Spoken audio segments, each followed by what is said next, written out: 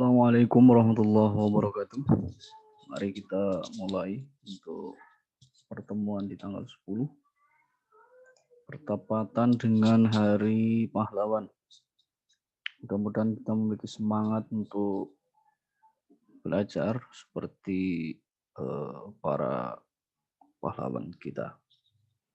Oke, mari kita lanjutkan untuk menyingkat waktu. Kita berbicara masih terkait dengan statistik probabilitas. Di mana minggu kemarin kita berbicara hukum penjumlahan dari statistik probabilitas. Hukum penjumlahan. Untuk hari ini kita berbicara bagaimana kejadian-kejadian majemuk bisa digunakan dengan hukum perkalian. Hukum perkalian. Nah, sama seperti halnya hukum penjumlahan. Secara konsep, mari kita lihat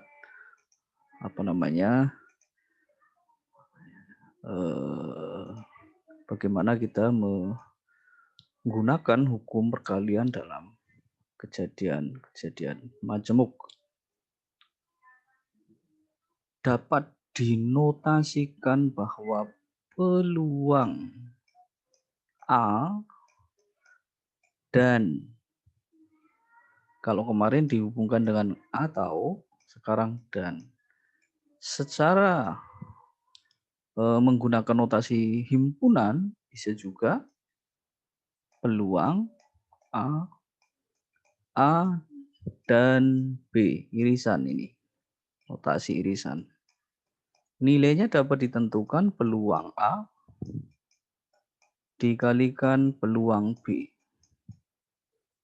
Nah, silakan nanti diperhatikan betul untuk kejadian-kejadian yang dapat dikatakan sebagai hukum perkalian. Seperti halnya contoh, saya akan memberikan contoh. Silakan diperhatikan betul. Suatu ruangan, sebuah ruangan isolasi,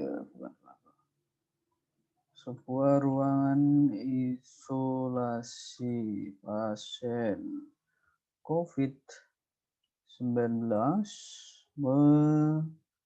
menampung 10 pasien dengan rincian 6 pasien memiliki 6 pasien dengan memiliki gejala serta 4 pasien tidak memiliki gejala. Oke, perhatikan betul. Saya nanti akan memberikan soal-soal yang seperti ini di pekan ulangan. Kalau nanti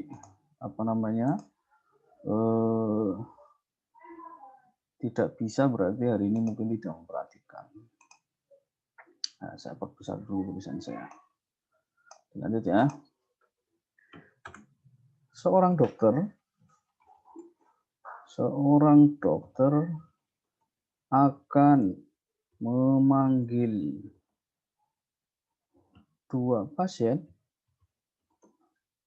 satu persatu.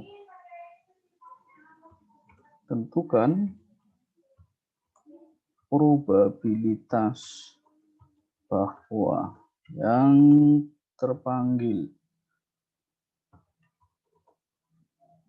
pada pemanggilan pertama pasien yang memiliki gejala dan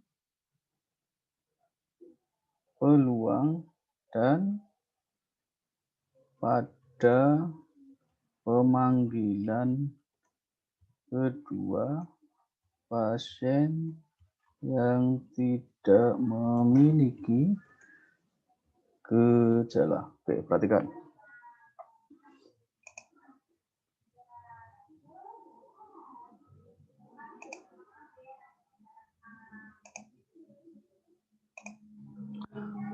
Kita analisa satu persatu. Ini saya memberikan satu contoh. Silakan nanti kalian kembangkan.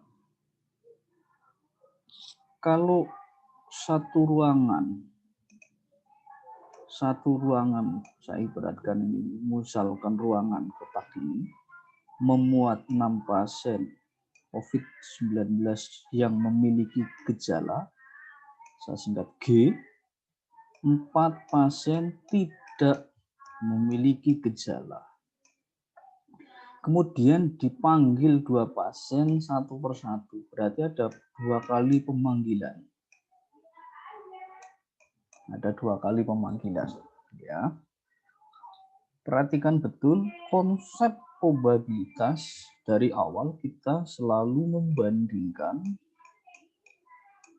banyaknya kejadian dengan seluruh kemungkinan yang bisa terjadi atau ruang sampel. Nah, dengan demikian kita dapat menentukan probabilitas yang terpanggil seorang pasien memiliki gejala pada pemanggilan pertama. Maka kita dapat menentukan NS, seluruh kejadian yang mungkin bisa terjadi, memanggil 1 dari 10. Seluruh kemungkinan yang bisa terjadi, memanggil 1 dari 10. Kalau kalian hitung tentu nilainya 10. Banyaknya kejadian yang diinginkan adalah 1 pasien itu yang terpanggil memiliki gejala. Memiliki gejala itu ada 6. Kalau kalian hitung nilainya 6. Saya mengapa menggunakan kombinasi, karena ini tidak ada syarat bebas manggil, yang penting manggil 1 dari 6, manggil 1 dari 10, sehingga pakai kombinasi, tidak menggunakan permutasi. Sehingga kalian silakan pahami lagi kapan permutasi, kapan kombinasi, di mana untuk menentukan banyaknya seluruh kejadian yang mungkin atau menentukan banyaknya kejadian peristiwa. Sehingga peluang kejadiannya kita dapat tentukan. Tentu 6 dibanding 10. Kalau disederhanakan 3 dibanding 5 boleh. Ini pada pemanggilan yang pertama. Pada pemanggilan yang kedua, seluruh kemungkinan yang bisa terjadi, memanggil 1, karena tadi sudah dipanggil, tentu pasien itu tidak dipanggil lagi. Sehingga tinggal 9 yang mungkin bisa dipanggil. Diperhatikan, awas, ini 9 dari mana? Karena pemanggilan pertama sudah dilakukan. Tentu yang belum dipanggil tinggal 9.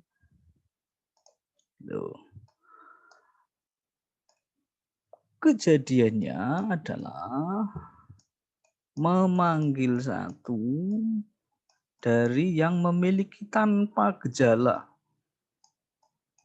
Ini tentu 9, yang ini 4. Diperhatikan tadi ini yang tidak memiliki gejala ada 4.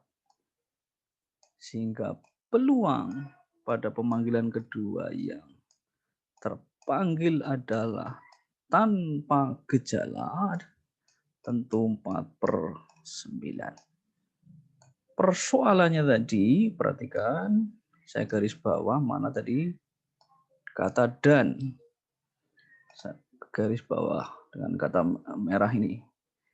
Dan maka ini berupa kejadian bisa dikatakan majmuk, di mana peluang A dan B. Peluang A dan B. Sehingga seperti tadi, peluang A dikalikan peluang B. Tentu nilainya adalah 3/5 yang pertama dikalikan yang kedua berapa itu? 4/9. 4/9. 3 kali 4 12. 4 kali 9 45. Oke. Ini kejadian yang majemuk dengan penggunaan hukum perkalian. Nah, penjumlahan sudah, perkalian sudah hari ini. Silakan ini dicatat betul apa yang saya terangkan. Kalau belum paham silakan diputar lagi videonya.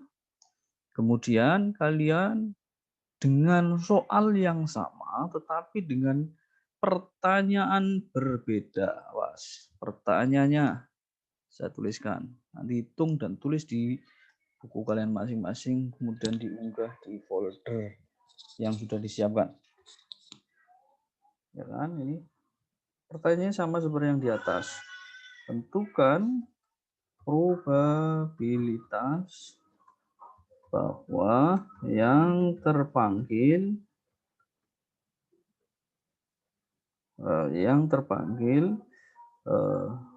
seorang dengan gejala pada pemanggilan pertama dan seorang yang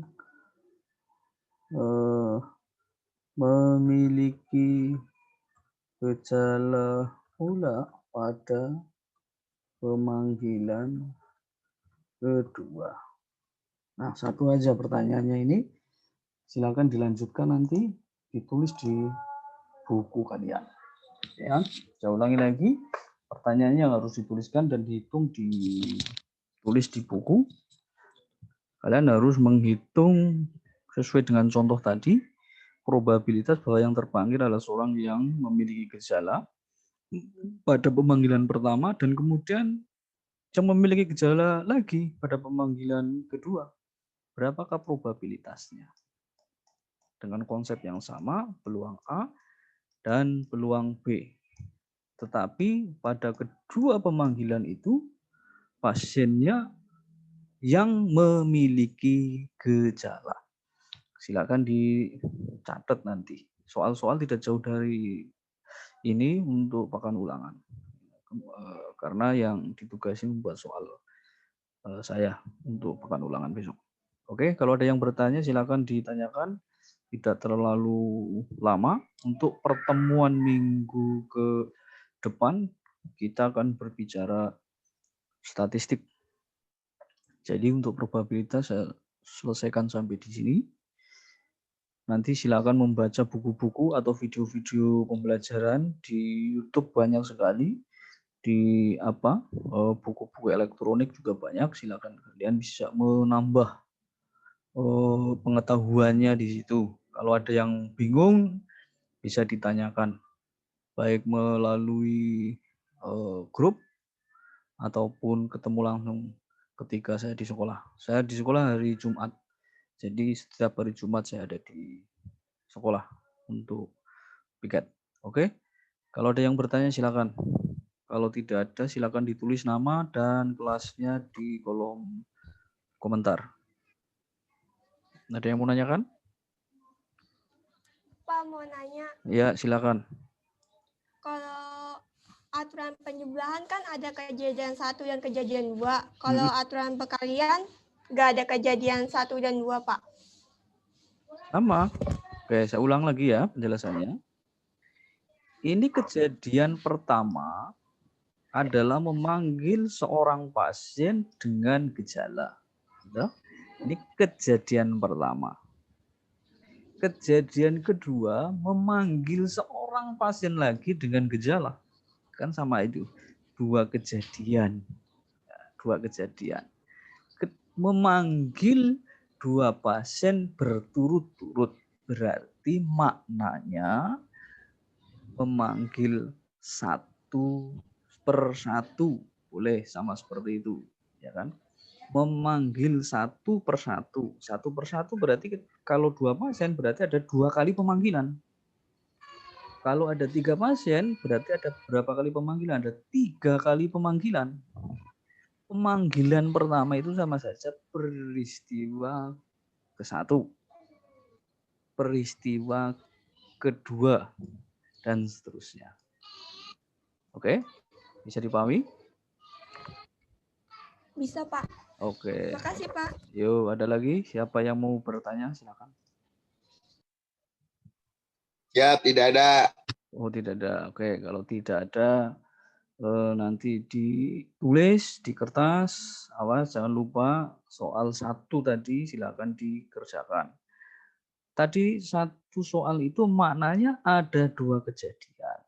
Kejadian pertama saya terangkan lagi ya, memanggil 1 pasien dengan memiliki gejala. Pada pemanggilan kedua, ya, peristiwa yang kedua, itu pemanggilan pasien kedua yang memiliki gejala pula.